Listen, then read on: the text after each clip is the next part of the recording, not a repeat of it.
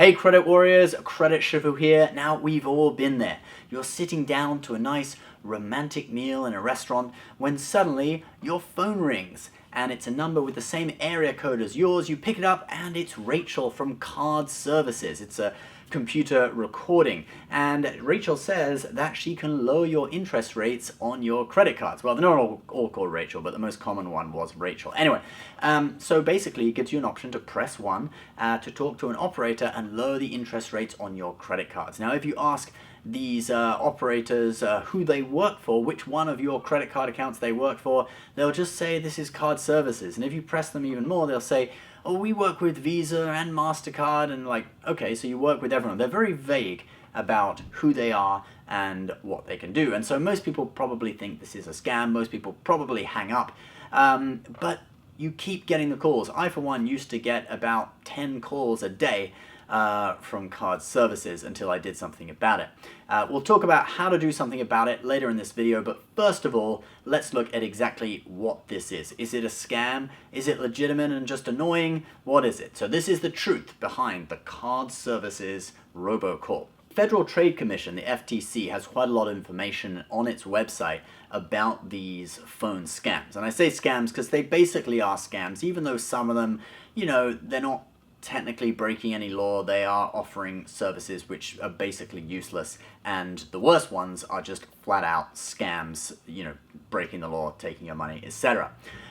So what these companies try to do, the business model basically, is that you provide your information to them and then they go and kind of represent you talking to your bank and trying to get your interest rates lowered. And they kind of make out that they have some special sway with the banks, that they can, you know, if you tried to do this yourself, you wouldn't be able to do it, and only they can talk to the bank and get your interest rate lowered for a fee, of course.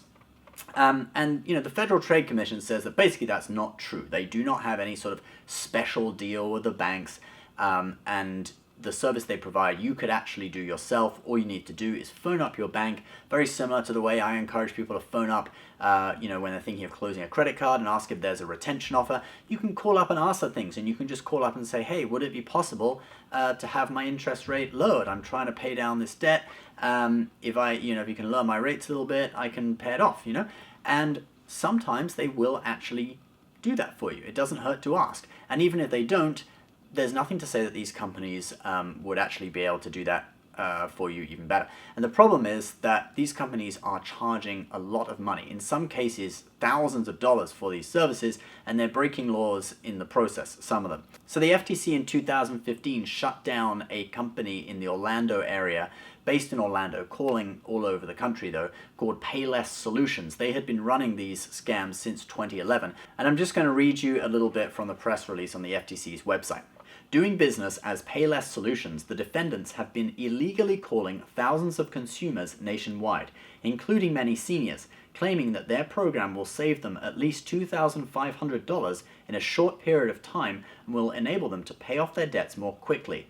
After convincing consumers to provide their credit card information, the defendants then charged between $300 and $4,999 up front for their worthless service. In some cases, they illegally charge consumers without their consent. So we'll talk about what you can do in these circumstances, but also just note that FTC telemarketing rules prohibit companies that are offering debt relief or credit repair type services from charging up front. Okay, so if these people want to charge you up front for such a service, that is against the law according to the FTC, so they can't do that.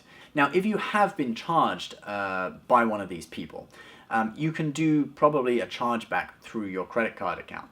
If you try calling up the number again, normally these numbers don't accept incoming calls, so you won't be able to contact these people and ask for a refund.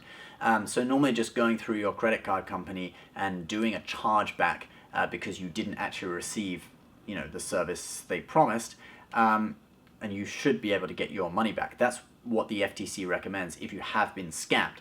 But let's talk about how to avoid this altogether. So if they call you up and you answer the phone, don't press 1 and don't press 2 even to get on their do not call list. They often say press 1 for an operator, press 2 to get on the do not call list. Don't press any buttons because that just lets them know that the number is active, and that's just going to trigger more and more robocalls. And I used to do this. I used to answer, talk to them a little bit, waste their time or whatever. But I just kept getting more and more calls because they then knew that my number was like an active number, okay? So it's best not to do that unless you really want to talk to them and make fun of them and waste their time or whatever. But how can you avoid getting calls from these people in the first place so you don't even have to pick up the phone or decide whether or not to pick up the phone? There is a way that's worked quite well for me. So the FTC recommend going to a website called donotcall.gov.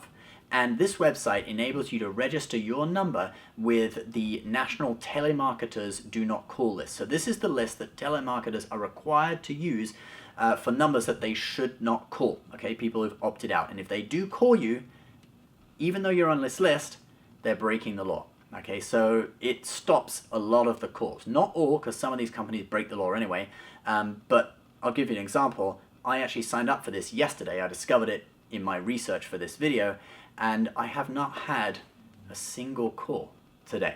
Now that doesn't mean I'll never get a call again, because like we said, some of these companies do break the law, but it's cut out probably 90% of these calls for me.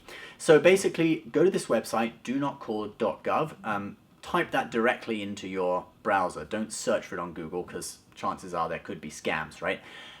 Looking for your number, and then they're going to send you even more robocalls. And you basically can register up to 3 numbers at a time, and it'll send you an email, and you have to click the link in the email within 72 hours of receiving it, and then your number will go on the list, and it should cut out a lot of the calls. Now, if you still get calls, even after being on that list, there is an app as well that the FTC basically held a competition for developers to develop an app that stops robocalls, and this app is called No Mo Robo, okay?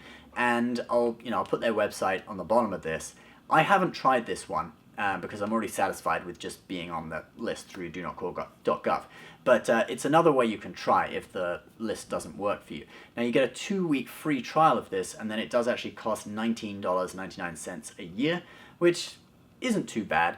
But the reviews are kind of mixed. Some of them say, yeah, it works pretty well. Some of them say, oh, I'm still getting calls. There seems to be a problem with local numbers, like it doesn't block calls from local numbers for some reason, which is what most people are complaining about. But some people say it's good, some people say it's bad. So you could try it out if you want. But I would say try the donotcall.gov first, because that's worked really well for me. So that's basically the truth about what these calls are and how you can avoid them. Now I want to share with you guys a couple of kind of amusing call scams that I've got. So first of all, I recently had the card services one earlier this week, and I always like to ask them. I say, because the recorded message says we can lower the interest rates on your credit card account. So they say your credit card account. So it's as if they're specifically talking about one account. So I press 1 and I go in and I'm like, hey, which credit card account are you talking about? And they go, oh, well, we work with Visa and MasterCard, all your Visa and MasterCard accounts. I said, no. Your recorded message talked about one specific account. Which one is it? And this time, the lady on the end of the phone actually lied. And she said, Bank of America, right? And if you know anything about me, right, you've seen our videos. I'm always talking about Chase. I'm talking about American Express, Capital One. I don't have any Bank of America cards. So I said to her, I don't have Bank of America. And she just said, shut up, go to hell.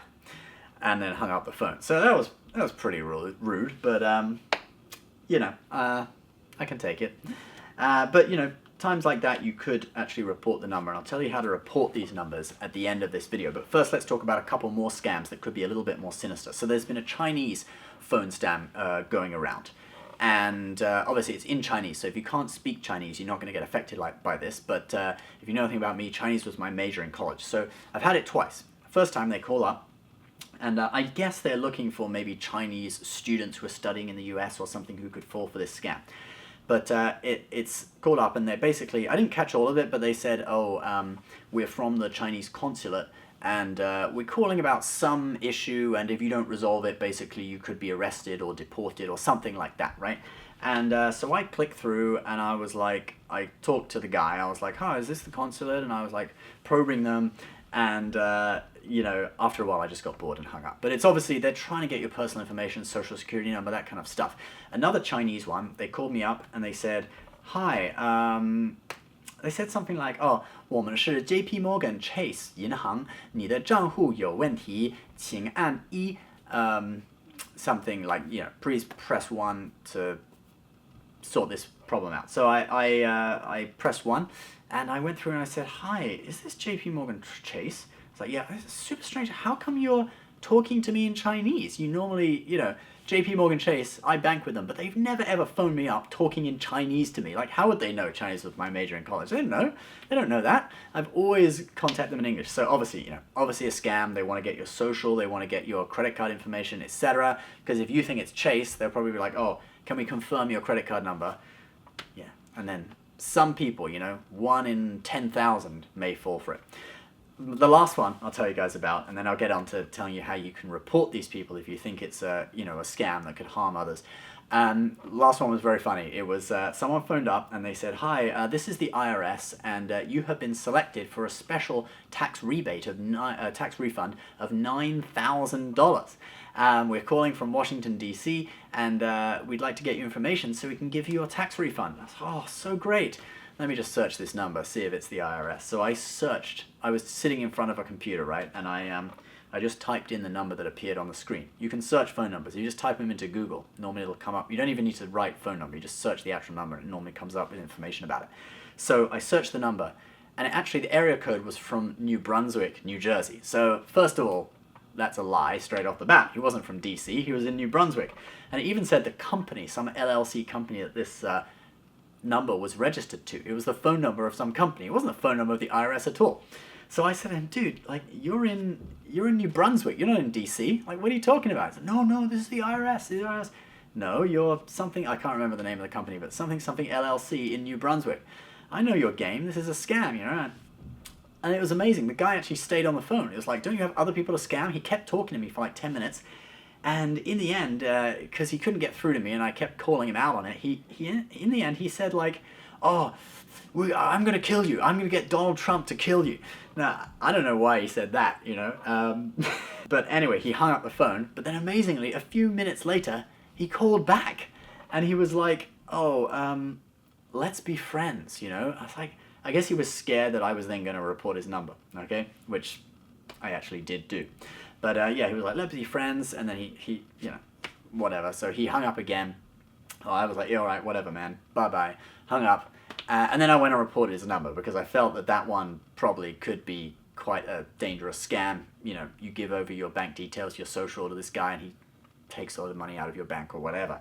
And so how do you actually report these numbers? Well, there is actually a website also from the Federal Trade Commission called ftccomplaintassistant.gov. I'll put that up on screen now. And basically through this website, you can report a variety of different scams or whatever, including phone scams. So I actually reported his number through that. So guys, that is the truth about Rachel from Card Services and several other scams.